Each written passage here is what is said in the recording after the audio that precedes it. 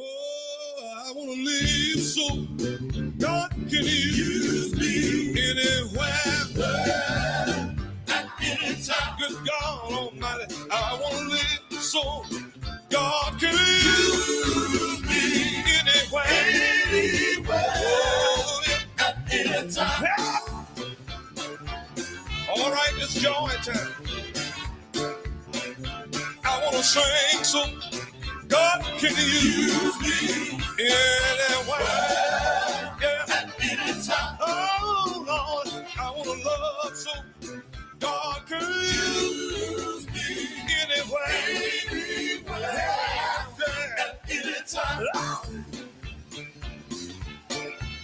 Good God Almighty, let's do it now. I want to walk so God can use me anywhere. Yeah. I'm not where I'm going, but I'm not where I've been. Exactly where I'm standing, he got me so content. Sometimes life be life and rain on the horizon, crushed on every side, but still I'm out here fighting. This is where the community is connected. 980 AM WDDO. The views expressed on this program are not necessarily the views of the Glory 980 AM, the Glory Media Group, LLC, WDDO AM, its staff, management, or advertisers, but are the views and opinions of the participants of the broadcast. Macon and Middle Georgia. It's time for Village Talks with Tia and LJ. Join them live every Wednesday from 5:30 p.m. to 6:30 p.m. right here on the Glory 107.9 FM, 980 AM WDDO. Log on to the Glory 107.9 FM on Facebook or YouTube to become a part of the conversation. Let's go live into the studio for Village Talks with Tia and LJ. Is your child struggling with reading, writing, learning loss, and a culturally irrelevant curriculum? Do you want your child to be outstanding at reading and writing and also take pride in their culture? Then you want Reading Revolution Online.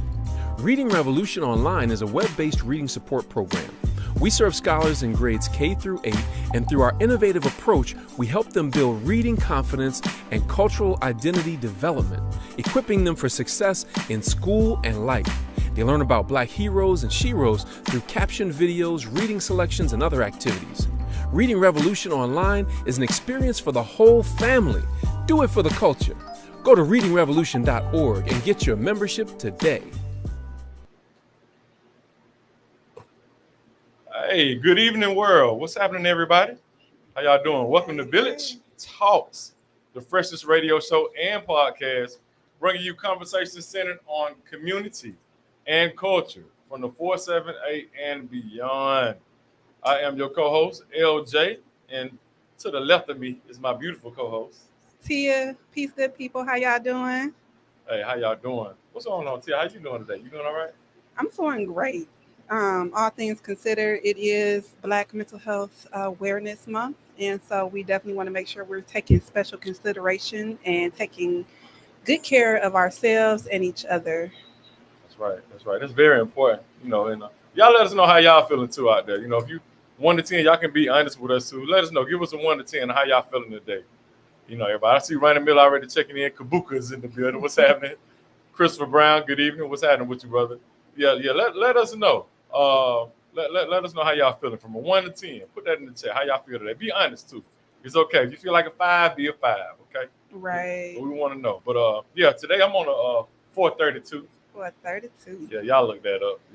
That's just a number of alignment. I'm trying to align myself spiritually, mentally, and physically.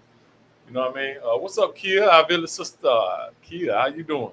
Yes, Kia is feeling great. Ronnie is at a 10, so we appreciate y'all for coming in. Thank y'all so much for being here. And we are going to go straight into what's happening in Macon. We do have a caller on the line who's going to share a little bit about what's going on here in Macon, Bibb County. We got a caller already? Already, we got a caller. All right, so let's check in. Let's check in with our caller real quick. What's up, Tony? How you doing? Who on the line with us? Some people call me Tony, but other people call me Alex Haversham. Oh, no. You can call me whatever you want to, nephew. I'll be whoever you want me to be. Yeah, I call you Uncle AC because you my mama brother. Yeah. No, Tony is our producer. Hey, how you doing, Mr. Alex Haversham? I'm outstanding, sir. I want to come out of the shoot congratulating you all on business talks. You all really making a difference and impacting the community, and I just want to come out of the shoot saying congratulations to you all. Thank you so much. We appreciate that, Uncle AC. Appreciate that. We got something real big. You got something like really major coming up. The first entry. Is it the first or the second week of August? August 8th through the 10th. The Macon Black Expo. Yeah. It's the Macon Black Pages and the Central Georgia Coalition of Black Business. We call it the Weekend Exposition because we're going to be doing a lot of things during that weekend. It's going to be the 8th, 9th, and 10th. On the 8th, we're going to have a pre-expo celebration for sponsors and vendors. This is kind of private for sponsor vendors and a few VIPs. So we're just trying to show appreciation, of course, to the people that sponsor it and the businesses that would want to show their services and products, to the community. And it's not too late to be a vendor. But the expo proper is going to be Saturday, August the 9th at the Macon Mall. And we're trying to serve two purposes here. First of all, the mall is a good venue for that kind of activity. And secondly, it's pretty perfect for space and for parking and give the entire community to come out and, see the new mall and also to become exposed to several services and products that's going to be available there and some entertainment, breakout sessions and what have you, and to support the community and lawnmower and be like, LJ and Tia. Don't just stand there. Don't just sit there. Do something. So this will be an opportunity to do something as it relates to improving the community and learning more about the community. And that Sunday, which will be August the 10th, we're going to have a family fun day. And, there are not enough activities in this community that families can get together. We see so much negative news and there are so many negative things going on. So we thought it would be good for families to get together and celebrate at Henderson Stadium. And we're going to have some field games and, they can bring their cookout information. We'll have 3 or 4 food trucks. We'll have some entertainment. But the objective is to pull the community together, get the community together, and let them all know you're going to appreciate this, y'all. let them all know that it takes a village. That's right. That's Yes, right. sir, absolutely. It most definitely takes a village on. That's outstanding. You Yeah. got so we have a whole weekend of events from the 8th through the 10th. That's Friday, Saturday, and Sunday, right? That is correct. Yes, sir. That's- And can you tell the people if they still want to be a vendor on the 9th at the expo, and if they want any additional information on what's happening? Well, you know what? Zakia Muhammad just put it in the comments if you are on Facebook Live. So check out the comments for more information regarding the flyers and the information on how to register for those events. But Uncle AC, if you want to go ahead and let us know how they can find that if they are just listening in. Yeah. We want to encourage everybody. The vending fee is only $100, which is, just really peanuts for that kind of activities. But they can go to www.cgcbb.org. And I would be remiss if I didn't give a shout out to Zakia, because she's one of our mainstay volunteers and is doing a phenomenal job. But go to the website, www.cgcbb.org. And you also can register to attend. We like for people to register to attend because we want to get thousands of people there, and we want to encourage everybody to let everybody know that they are coming. And you can register for the Saturday event and the Sunday event at www.cgcbb.org, and it's under events, and then you can navigate your attendance from there. Yes, sir. Well, thank you very, very much. We got to get you on the show one day soon. You got a buddy in here. He's our special guest today. Mr. CEO of River Edge, Cass Hatcher, is in here. I think he was saying what's up to you, but we haven't introduced him yet, so you wouldn't know. But yeah, we got to get you in here. Hey, LJ, I tell you this, but he's gonna have some questions to ask you too. Hey, we here for it. Yes, This is the hot seat. Yeah, I know. I know. Well, I appreciate the opportunity, and that's August the 8th, 9th, and 10th, called the Weekend Exposition at the Macon Mall and at Henderson Stadium. www.cgcbb.org. Appreciate y'all. Appreciate you. Unc. Thank you so much.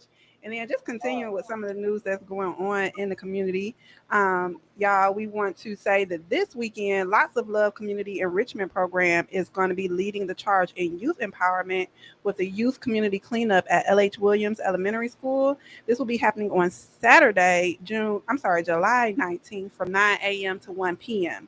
Youth ages 7 to 18 will be cleaning up the community, and each participant will receive $20.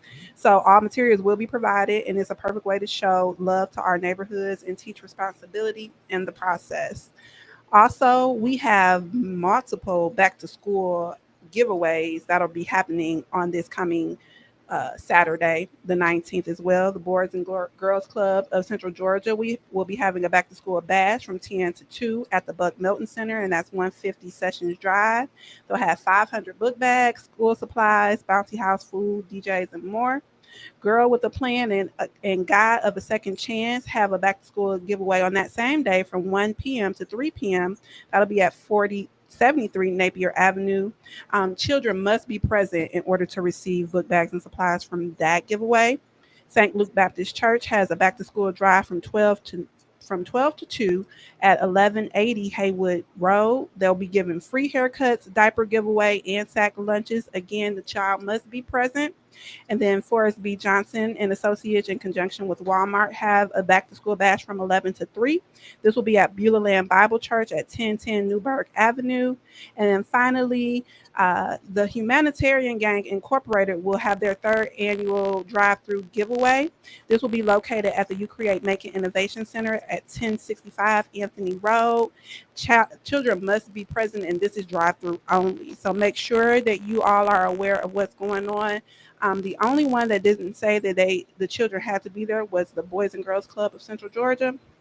But that is the news for today. Also, we wanted to give a big shout out to Heal the Hood and Brotherhood and Union Baptist Church for hosting an incredible evening of Friday night basketball and fellowship. Shout out to them and to all the young men who showed out, and especially those who went home with the tournament trophy. So I got to shout out my guy Velo from Bellevue. he does something called Brotherhood Sundays on Sundays. Mhm. You know, and then they teamed up with Heal the Hood. You know, that's head Pastor Chris Cabanis, Pastor Bevan Mhm. Ware. Yes. Yeah, and they came together and they put together an awesome event Absolutely. this past weekend at Union Baptist Church. So shout out to y'all for putting that together. They got another one coming soon too. So Absolutely. they said the trophy ain't for a whole year. It's only for a few months. For a few months, so Yeah. don't get too excited, y'all. Yeah, so put the team together. But they're gonna be on our on Village Talks Yes. in a few weeks. So y'all get ready for that show as well. Get ready for Heal the Hood on Village Talks. And then finally, we're going to move on to the youth got something to say. We have our special guest, Miss Carmen Benjamin. She's been working heavily in the Pleasant Hill community. Carmen, thank you so much for being here, ma'am. Can you tell the community a little bit about you, what you're doing in Pleasant Hill, and how that connects to Black Mental Health Awareness Month? Hi, everyone. I'm so glad to be here. So I'm originally from Gwinnett County, but I'm a student at Mercer University. My major is law and public policy with a minor in public health. But I've been grateful to get on this project in Pleasant Hill implementing artificial intelligence into the community. So my co-intern and I, her name is Simone, we've been building this chatbot from scratch in order to provide resources. Well, we're working in the areas of, providing data and resources in the areas of health mapping access, past economic prosperity, storytelling, and historic preservation for specifically for the Pleasant Hill neighborhood. And we're just so excited for everything that we've collected and all the community events and interactions that we've had with community members. They essentially had built their own chatbot, to be honest with you, because they took all of our labs and all of our interactions that we hosted. We were able to get their responses and use it to program the chatbot to answer the questions that were asked of us. That's awesome. That's incredible. That's great. Yes. So and this was at LH Williams, correct? So yes, we did have an additional LH Williams workshop. So at that workshop, we were able to teach those campers for summer camp the basis of artificial intelligence and kind of teaching them like how it's so prevalent everywhere. It's not just ChatGPT, it's not just Gemini, but artificial intelligence is Netflix, it's Safari, it's the things that they're using, it's TikTok, it's the things that they're using every day. So we did that, and then we were able to have an activity where the kids were able to kind of, one person became kind of like the chatbot, and other students in the group were able to describe a picture that Simone and I generated through AI. So once they did, one describer had to describe that picture, and they couldn't see the person who was drawing couldn't see the picture. In order for them to essentially create an own prompt, and then the drawer will draw that picture. So we were just teaching them the importance of details in technology and how, and they were very unique pictures. So like an astronaut maybe flying in the air with actual wings, or like there was like a picture where it was like a DJ with some like waffle headphones, because kind of touching the point on that mental fortitude, AI kind of allows creativity more than what people think. It's referred to be very technical, very sciencey, very gadgets. It is okay to build it. Yes, it is, but it also allows students and just youth and just people, users in general, to be able to kind of spit in what they want, whatever they want, and get out exactly what they want. So it does allow for that. That's awesome. That's awesome. Especially, with our kids, a lot of times, they don't really have a lot of exposure sometimes. A lot of our kids are impoverished, or we have situations where they haven't really traveled a lot or been places, this and that. But when you're able to just go in and everywhere with your mind, or just be creative, use the arts, use AI, just to make your dreams come true, and being able to, work those muscles in your brain where you can actually do something, and that's incredible for real. Like, We Yeah. appreciate what you're doing for the kids. Thank you. We appreciate you. Thank you so much for being here, taking time out to tell us what's going on. We appreciate our younger generations who are still moving forward to help our even younger generations to Sure. have a better future. So thank you so much, Carmen, for being here. We look forward to having you on the show again. Yes. Is there anything that you all have going on that you want the community to know about that'll be coming up soon? Yes. So we are having a presentation over our chatbot, our final findings, the process, and we will also allow the community to test the chatbot and use it to see how it works.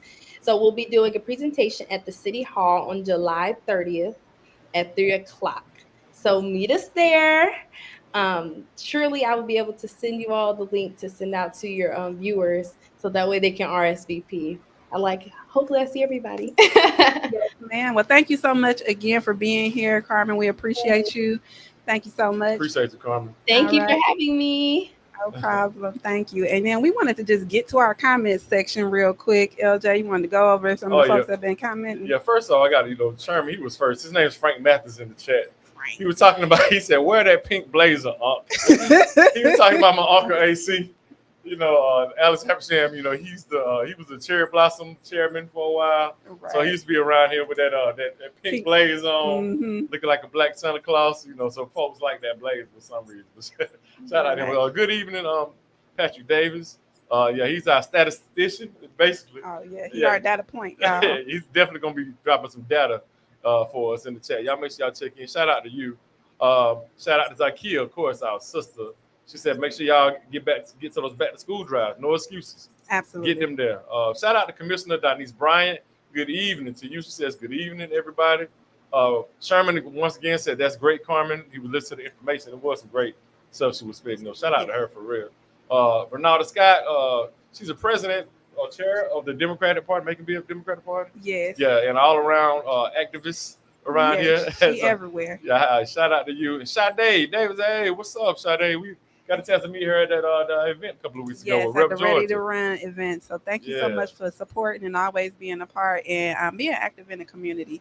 Definitely. So we appreciate our village who comes out and really wants to put forth the effort to make our community better.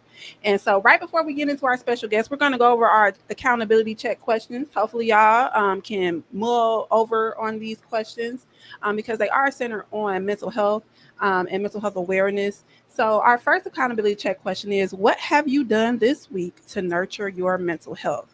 What have you done this week to nurture your mental health? Who or what helps you stay grounded? And how have you supported someone else's well-being? So again, those are our accountability check questions. Y'all can leave y'all comments in our comment section if you want to kind of go over anything that you've done or what you do to help or encourage some of our other viewers and listeners on some ways that you stay grounded and how you keep your mental health in check, and also how you help and encourage others. Yeah. So I like to shout out all our folks. There was some, we're not going to go too far into it because it's really fresh and we got to save some time for our special guests. But I like to shout out the community that went out yesterday at Emerson Park. And came together due to the tragedy with a young brother that I actually knew pretty well, Jay Young, him, and the two his two daughters, his two stepdaughters that were with him out at Emerson Park, and they drowned, and they found their bodies today. But we definitely would like to send up our positive meditation and prayers out to them and the entire family for that, as well as a couple of other situations that happened yesterday as well, dealing with our mental health and challenging some of the issues that we're having as a Black community. But definitely like to send some prayers out to them and a big thank you to everybody that's been supporting them already, because our community came together as a village to search for them all night. And that shows that we really do love one another. People say that we don't stick together sometimes, or us as a people, we lost that ability to be a village, but no, we haven't. We still are a village. We still know how to come together for our folks in the midst of tragedy. So in the midst of that tragedy, we like to ask that we all, if you didn't hear the accountability check questions, find a way to be there, support one another. We definitely have some folks to support right now. So let's be there for them in every way possible. All right. Absolutely. And with that, you guys, we want to move on to our special guest, Mr. Cass Hatcher, CEO of River Edge Behavioral Health. Thank you so much for being here at Village Talks with us today, Mr. Hatcher. How you doing? How you feeling? I am doing fine, thank you. That's good. That's good. Mr. Hatcher has a radio voice. I wouldn't go there. I know you got it. We need to change season, Mr. Hatcher. Right. So first, we want to kind of start off. A lot of people have heard of River Edge, but they may not know what really goes on at River Edge and who you are. So could you tell us about yourself, your role at River Edge, and really what River Edge is set to do in our community? Well, for sure, I'd be happy to. I am the CEO of River Edge Behavioral Health. We are a 700 employee operation providing mental health services for the uninsured and the insured. We take Medicaid and Medicare, but anyone who's uninsured would receive services, be it mental health services, be it substance abuse disorder services, or either being people with intellectual and developmental disabilities. We are the largest service provider in Central Georgia, serving right now 5 counties. We're looking to expand.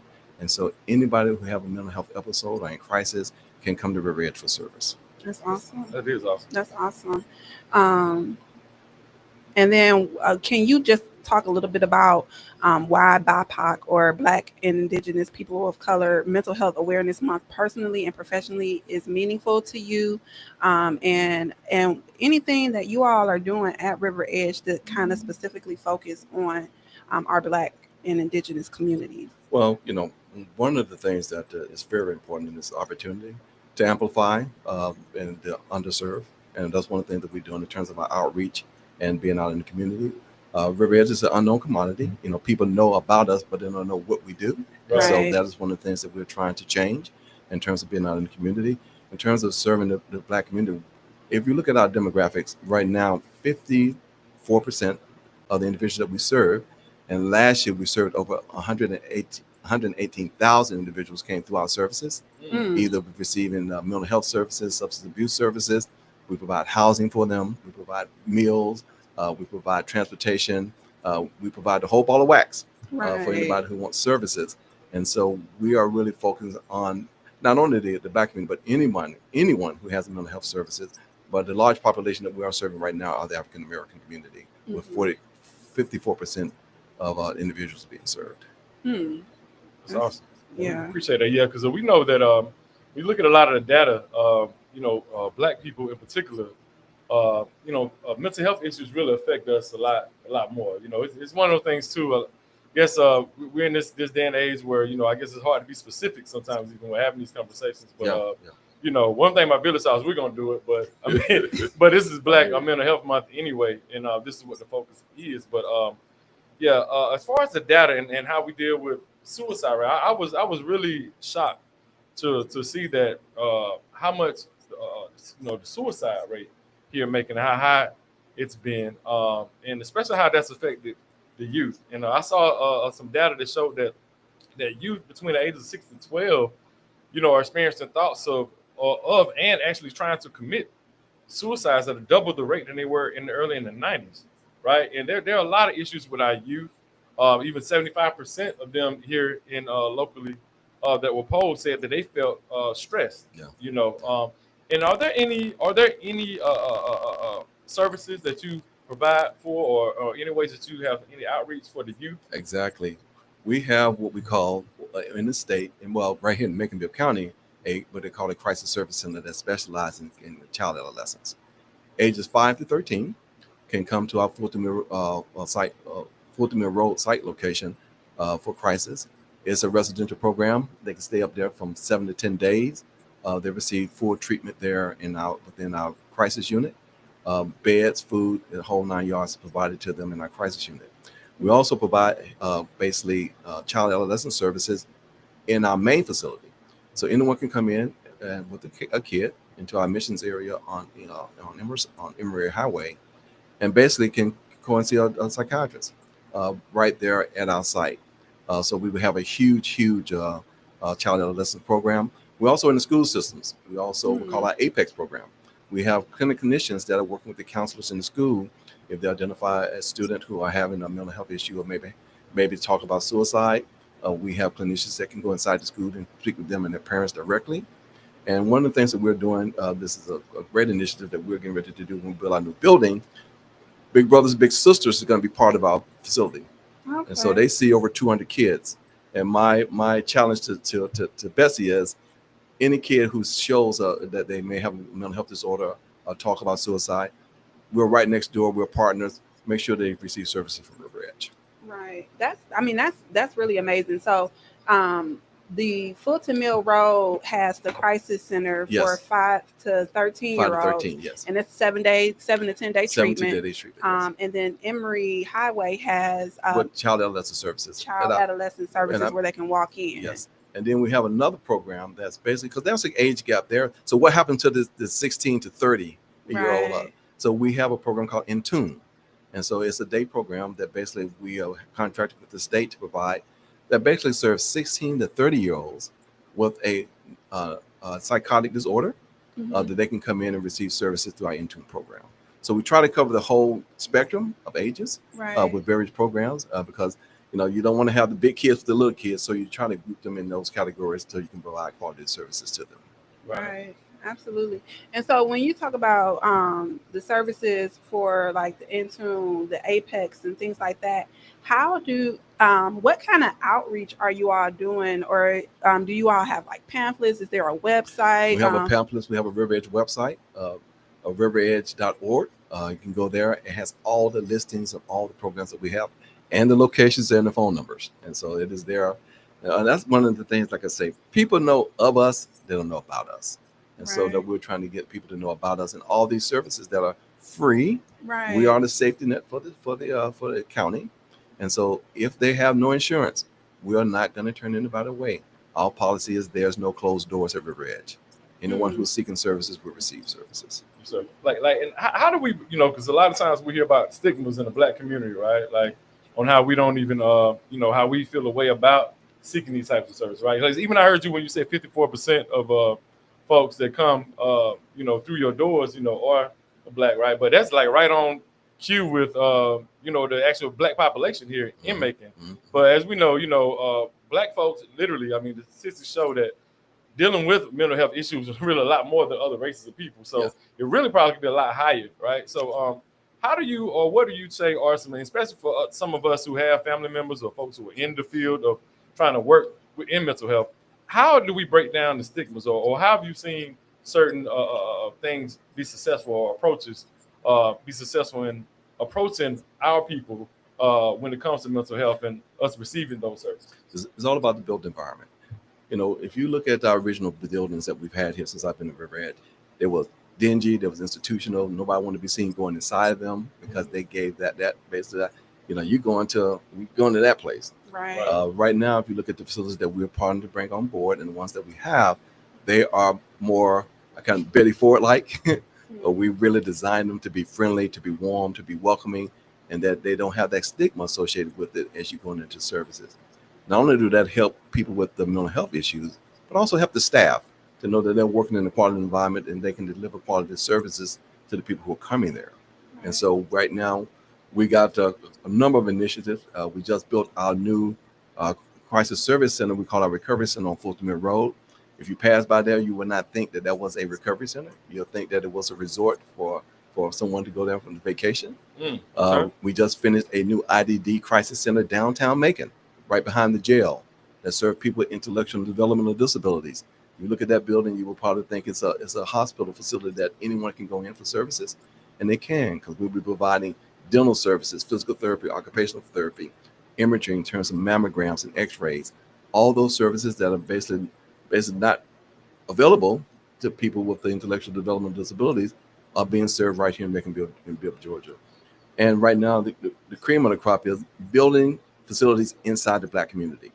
Right now in Pleasant Hill, if you go on Ingleside and Forest, you'll see a building morphing out of the ground. That is a new peer support day program. Right. That's going to provide services to over 200 people or more who have both intellectual and developmental disabilities and behavioral health issues. They can come there for anger management, for coping skills. We put in the teaching kitchen. We're doing arts and crafts. We're doing music, and we're doing a gymnasium that's all inclusive.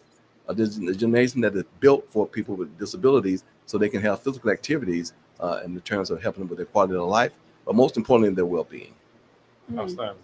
Yeah, that's amazing.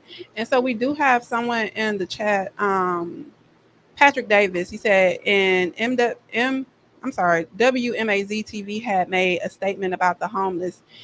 He said there was a need to help the homeless in Macon. It's hard to recover if you have a disability. If you live in an encampment, living under a bridge, or just staying in a shelter, Patrick said, you don't need to have a roof over your head. No, it said you need to have. Oh, you need to have a roof over your head. Yeah, that's something that you were quoted is saying in regarding the homeless. Yes. One thing we have here, we have the largest permanent supportive housing program right now, maybe in the state. Right now, we house some 389 individuals and families who were once homeless. And so the model when I first came to River Edge that we were going rent apartment complexes and then basically deal with landlords and that kind of be problematic. So right now we have built our own. And so we just finished building this year alone. We built 36 tiny houses. And so 10 of the houses were people, adults with mental health issues and who were once homeless. So to qualify for our permanent supportive housing program, two things has to happen. Number one, you have to be literally homeless. As the young man just described in the chat, living under a bridge, coming from an encampment, coming from a shelter. Once you meet that qualification, that's one. The second one is you have to have a disability that's verified by a doctor. If you meet those two criteria, then you are eligible for our permanent supportive housing program. Okay. Right now, we're contracted with the state of Georgia to put 194 units into production. We have 220 in production, so we're exceeding our contract. And there's a need for more, and so basically, you have to find the funding to do it. And so one thing we do is we chase a lot of grants. Mm-hmm. So we basically, if there's an opportunity to build more housing through a grant, we're going to go after it, and we've been very successful. The latest development that we just built on Bloomfield Drive, called Serenity Courtyard of Macon, was designed basically for seniors 52 and older, and so who was once homeless and have a disability. And if you talk to the individual living there now, we are about 90% leased. They was living under a bridge, and now they have a roof over their head, and they can receive services, wraparound services from River Edge with a case manager. Okay. Someone to take them to see the doctor, make sure they get their medication. We'll find the resources for them in terms of getting the food stamps and getting their benefits. All those type of things are available at River Edge, and we have the team to do that, to provide those services. Right. Again, people know about us, but they don't know what we do. Right. And then I have a question just to follow up to what you said, because I know you said there are two criteria. Now, if you have not been diagnosed by a doctor, do you all provide those services to help with the diagnosis? We have psychiatrists on staff that basically can do the verification that they do have a mental health issue, whether it's substance abuse, whether it's mental health, whether it's cold. We've also had people with AIDS is considered a disability. And so there are people, if you have diagnosed with AIDS, you qualify that qualifies as a disability for you. Right. Well, y'all are doing work all across the board. Yeah. Right. And that's awesome too, brother. And not only do people a lot of times don't know about River Edge, but it's Black Mental Health Month. We got a Black CEO of River Edge. Right. That's one. So it's good for people to see that, to see you moving in that space. And there's been a hot topic here in Macon, dealing with the LEC, right? And I know that the sheriff some months ago he's been saying it for a while before they rolled out these initiatives in regards to the folks that are in LEC, and our people, that there are 33% of the inmates in LEC, the Macon Bibb Law Enforcement Center, that have been documented as having mental illness issues. And he even said that there's probably another 30% that's undocumented, right? And we know that you all have a partnership. I think it's a new partnership, right? Yeah, with the LEC. What does that look like? Well, when I came aboard, Sheriff Davis and I have a good working relationship. And so basically, River Edge was once in the jail providing services where we had a full team there. So we went there for several years. Now we're back. We've been there for about 2 years now. And so we have a program manager. We have a whole team down there to do assessments, to do groups for both female and male inmates, to do suicide prevention, which is one of the biggest things that's happening in the jail right now. Right. Do medication management to make sure they're taking their medication within the jail, and also discharge planning. Once an inmate is ready to discharge from the jail, then we can basically refer him to services directly to River Edge before he can continue receiving those services, with the hope of not going back into the jail. So that's the goal at the end of the day. We also have a co-responder program. I have 2 clinicians that are embedded within the jail that on any call, they go out and there's a crisis and help to de-escalate it. And so basically they have on their vest, a bulletproof vest that they wear. We kind of laugh at it because they had to get sized for their vest, but they actually go out with an officer. And basically if there's a domestic issue, they go out and try to de-escalate it and then work with the family, try to get them into services. And so that has been a great program with working with the sheriff, putting those 2 programs into operations. Oh, that's awesome. Yeah. You're giving us some good information here because we appreciate you too for coming on the show. Oh, no problem. And doing this because a lot of our folks, they don't know. Coming up and making some people use River Edge as a joke. You know what I mean? I know you heard about it. I've heard about it. You know what I'm saying? Like not even realizing that, hey man, we have some real services, real programs that are and it's not just some place you go to and padded walls and stuff like that. You know what I mean? One of the things that we've done, especially in our housing program, basically we wanted to build it that it looks quality housing, that you can't go there and say that those River Edge people live there. Some of the nicest developments and some of the nicest communities, you'd be surprised if I show you some of our properties. You're probably River Edge owns that, and that's one way to get rid of the stigma, right? Because when you live in public housing, you know what that looks like, but we don't want to basically have our permanent supportive housing look anything like public housing. Right. Because even when it comes to mental health, I mean, it doesn't have a look. It doesn't have a class. There are folks with a lot of money. Different races. You would think they have it all together, but we say if it's not you, it's someone you love. Right. So Absolutely. So that has been awesome, and I kind of want to circle to one of our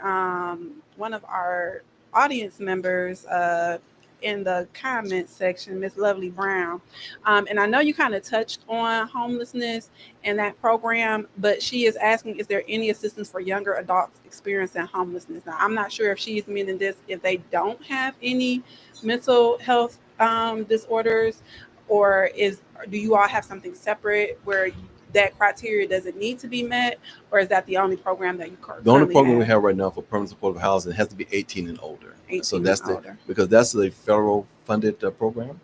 And so the neat thing about that program is that if you are basically 18 and over and you have no income, you're homeless, we receive a grant that we compete statewide every year to pay both your rent and utilities. If you have income, SSI, SSDI, only 30% of your income goes towards your rent and utilities. The grant that we compete for pays to 70%.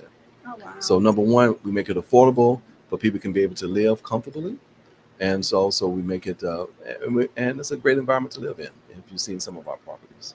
Right. Yeah, well, Kia, that's our village sister. She says, wow, I haven't heard of these programs. These sound like some great programs. Yeah. Right. But Miss Tina Denard, she came and she said, hey, Auntie, what's going on? She said, who's your outreach person for those services? What's the main location for citizens or the advocate in our community to get those services? My main purpose right now is basically we have a communication director, Jan Holbrook. So she's our main spokesperson for River Edge. And so, she's identified on our website as well.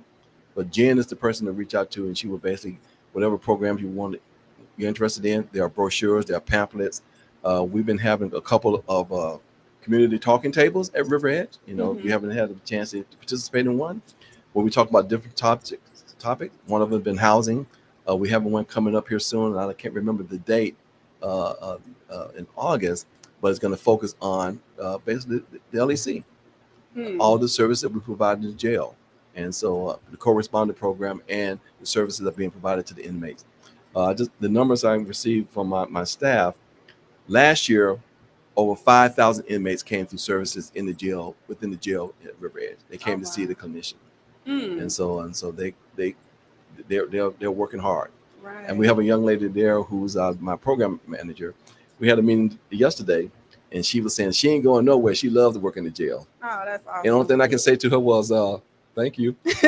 Right.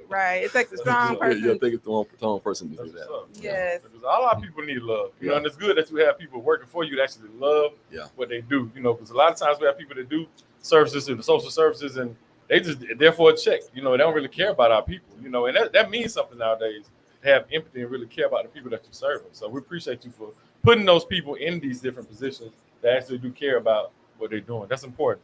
It is. And then I just want to chime in real quick. Our village family, if y'all have any questions or comments, you want to give us a call in, make sure you dial in at 478-250-1444.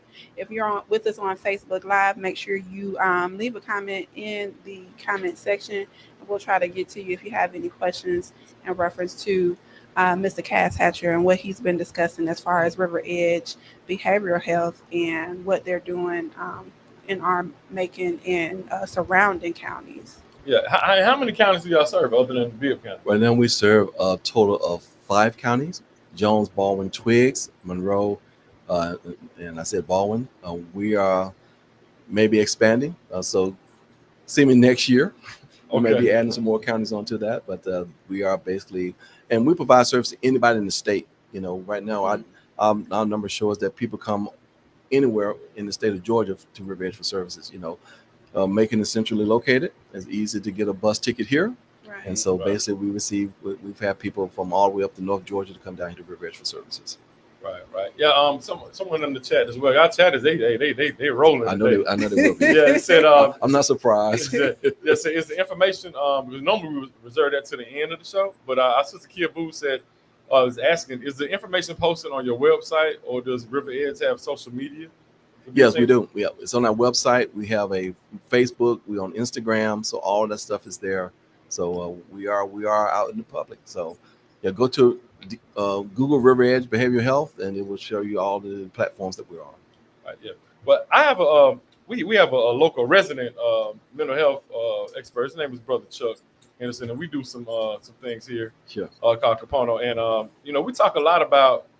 He's a member of the Association of Black Psychologists, right? And they talk a lot about cultural competencies, right? And what does that mean to you in the space of mental health, and having people that understand how to serve folks dealing with mental health issues, and being understand how culture, plays a part in that? Well, one of the things that we have and now that I'm really excited about is our peer support program, where we have people with lived experience who are basically overseeing our groups and having that conversation. People who have been there, done that, and wore the T-shirt. That they're basically helping them, especially, and more of them are African Americans, who are basically providing that service to be able to connect with them. Right. And so when we are building our, one of the things that when we got ready to build our new peer support building, first thing that I did is went to all of our clients in our groups and I asked them this, and most of them are African American. If we build something like this, what would you like to see in it? And everything that we put in this building is input from them. Oh, that's awesome. And so once we designed it, we had the architects design it. We brought them all together in our auditorium, and we showed them the design on the screen, and they clapped because they basically what they said they wanted. And so what it means to me is listening, right? Listening, communicating with them, and basically hearing people where they are and accepting people where they are. Yes. And so by doing that, basically you get buy-in, and then they're going to receive services.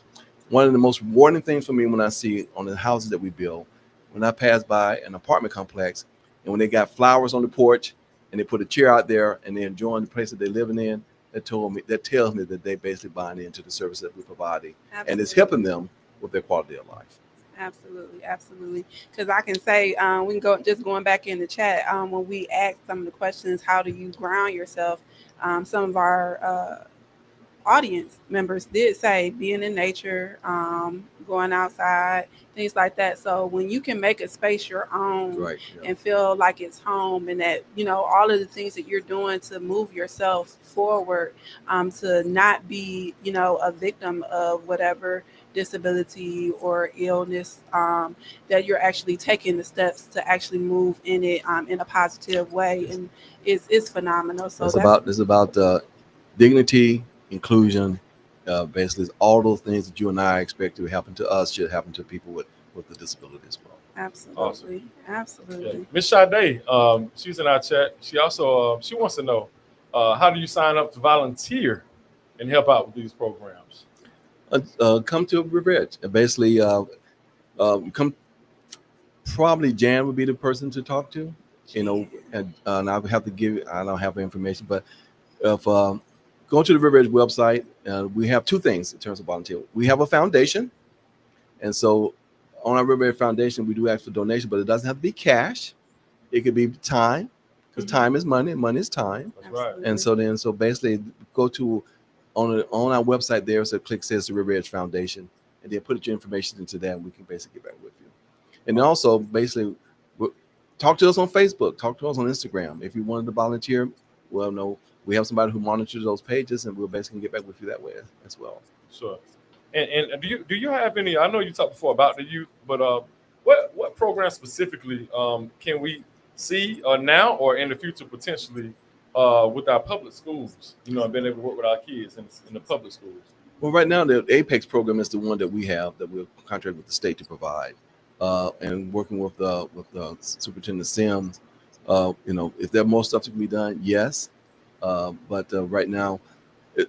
One of the things, the challenges with us is basically getting the parents engaged as well. And so, but basically, you know, I'm sure you probably hear this about, you know, all school systems that basically it takes the parents, as you say, it takes a village. Right. And so basically, but we are basically working through our Apex program to try to do that. And as I mentioned earlier, working with big brothers and big sisters, you know, basically ingraining them into our CNA program. They'll have their own space, they have their own activities. But then any child who is in need of services can have it right next door to River Edge. That's awesome. And then I just want to follow up with those two questions. With Apex, is Apex in all Bibb County yes, schools? Bibb County schools, and also in Baldwin County, and we are doing some in Washington County, Twiggs County. So we're in all the school systems. Yeah. Awesome. And then is the Big Brothers Big Sisters program, I know you said that y'all were working on that. Has that actually went out and been rolled out into the community? Well, right now, Big Brothers Big Sisters already exist. Right. And so basically, Betsy and her team are where we are in Emory Highway. They're in that building with us right now. Okay. Well, as you know, we tore down the old Riverside Plaza where the new QT is, and Betsy and them was operating out of that building. Okay. We made her homeless. And so we had to basically find a place to put her. So my agreement with her was we will move you into the building where we are right now on Emory Highway. And then once we build our new building, we will build a space for you in our new building that will be adjacent to our child adolescent building. We hope to start construction on our new, what we call a behavioral health complex that will basically have all the services in one location. And Big Brothers, Big Sisters and our CNA program will be connected in that building in our new complex. Awesome. Well, I have a question to ask, but first I want to read this off, right? It says that higher rates of suicide among Black youth nationally. Suicide is the third leading cause of death for Black Americans aged 10 to 24. And the rate for Black males is more than 4 times higher than for Black females. Studies on rural Georgia show that 1 in 3 young Black men reported suicidal ideation, attributing it to childhood trauma and racism, right? Here locally in Macon, how do you, or what are some ways that you guys provide support for folks that are, contemplating suicide, or the family members or anyone that's close to them contemplating suicide? Do you have a hotline, or is there anything? Yeah, that's our crisis. That's our crisis unit. Yeah, that's the one out on Fulton Mill Road. We have 16 beds that can accommodate any child that's in crisis. As I said, ages 5 to 13. And so there's a separate entry they go in. They're basically diagnosed there. They stay. There's a residential program. We have school teachers, a certified school teacher who in the building, so they don't miss their school. Basically, they group them in ages, and so they're there for a period of time. If they need medication assistance, we provide that right there inside the unit, and all the counseling, everything's provided right there in our crisis service center for our CNA unit. Yeah, but now is there a phone number? Just say someone is going through something right now, right? Like I know 988. 988. Okay. So that is the crisis hotline for an entire state of Georgia. And so basically they dial 988 and they can basically refer them to where they are in terms of the area they're located within the state, right, and basically get them to the nearest resources available to them. So 988 is the number to call if you have any type of mental health or suicidal situation happening within your life or your family. 988, that's the 911 place, but 988 is the number to call. Right. And then I just want to kind of circle back to one of the things that you mentioned as well with the crisis program for the 5 to 13-year-olds. Yeah. Are there any criteria for that program? Is there anything specifically that parents need to do, or can They children? just be diagnosed, and so basically when they come in to do an assessment to determine exactly the acuity of the child, and if they need to be admitted or did any medications, I refer them to somewhere else. So as soon as they come in, an initial assessment is done to determine what's going on with that child. And that assessment will determine whether we keep him into our unit, we admit him, or then basically we refer them to something that is a higher acuity that we can't handle.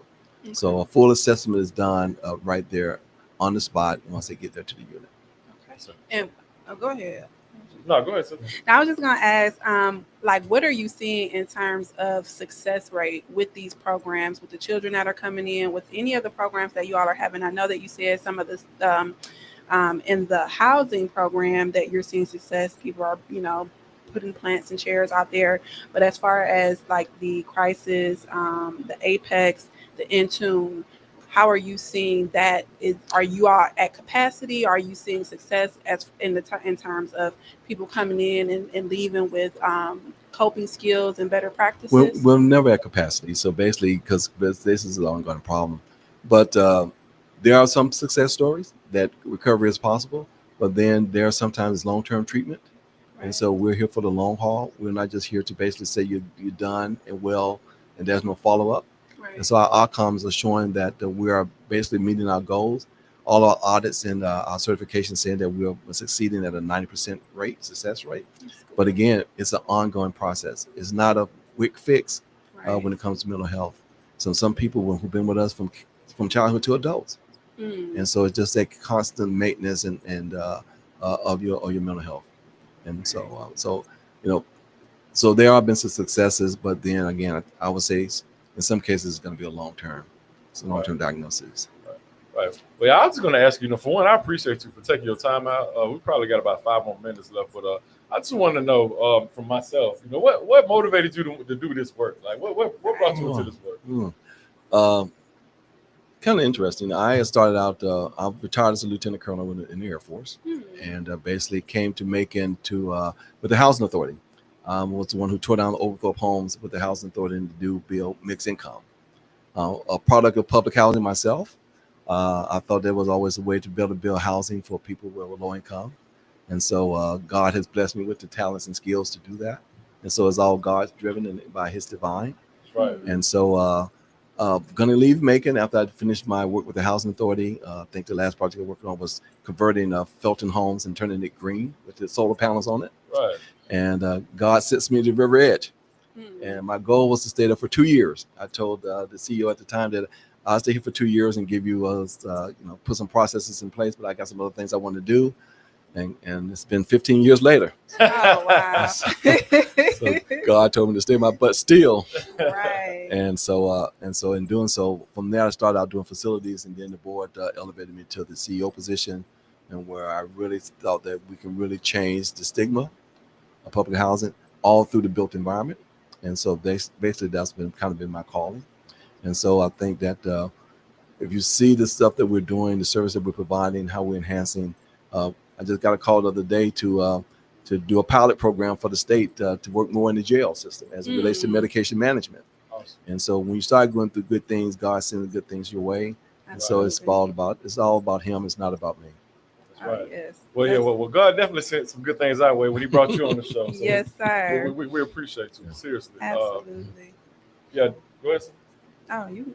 Yeah, I was going to say also, you see, in your success story, a lot of times people I like to point out the fact that you say, you came up in public housing. You said it so smooth, though. People might not have. I'm going to say it, he came from the project. It came from the project, yeah. You know what I'm saying? He came from the project. I got a scar on the back of my head to show it, too. And he's the CEO of one of the leading mental health institution here in Macon, Middle Georgia, and one of the fastest growing leading in the state. So we have kind of put our stake in the ground. So we are looked at by the state to basically to kind of be the guinea pig. And so even when the new IDD crisis building that we built behind the jail on Hazel Street was originally going to be built in Savannah. Oh, wow. And so another CSB called Gateway was going to build it there. If they thought it was probably not a good idea because of hurricanes and the evacuation of the clients. and they asked Gateway to come to River Edge and partner to build it in Central Georgia. At the time, I really wasn't interested. And then Gateway walked away from the table. Then the state said, okay, River Edge, you got it. And so build it downtown, close to the University of Mercer University.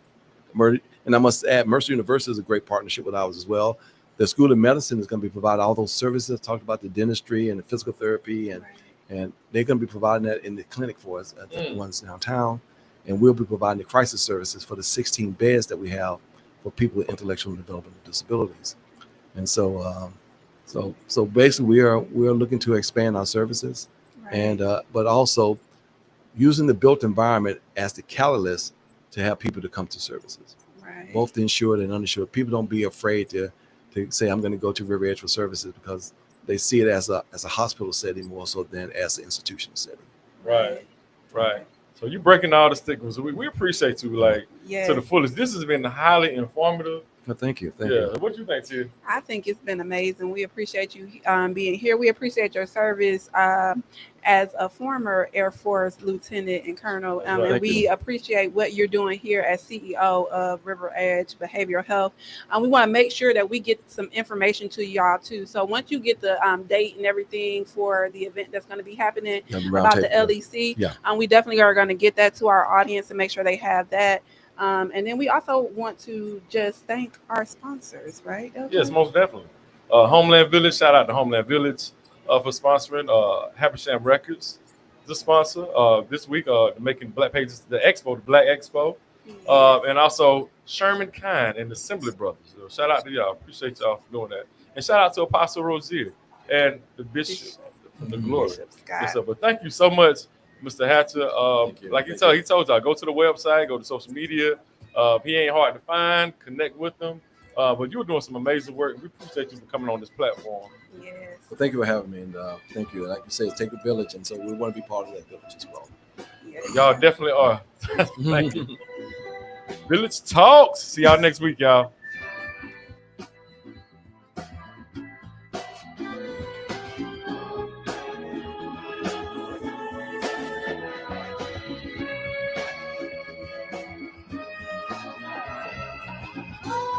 You've been listening to Village Talks with Tia and LJ. Join them live every Wednesday from 5:30 p.m. to 6:30 p.m. right here on the Glory 107.9 FM, 980 AM, WDDO.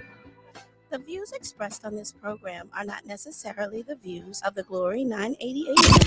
Connecting the community through gospel. The new 107.9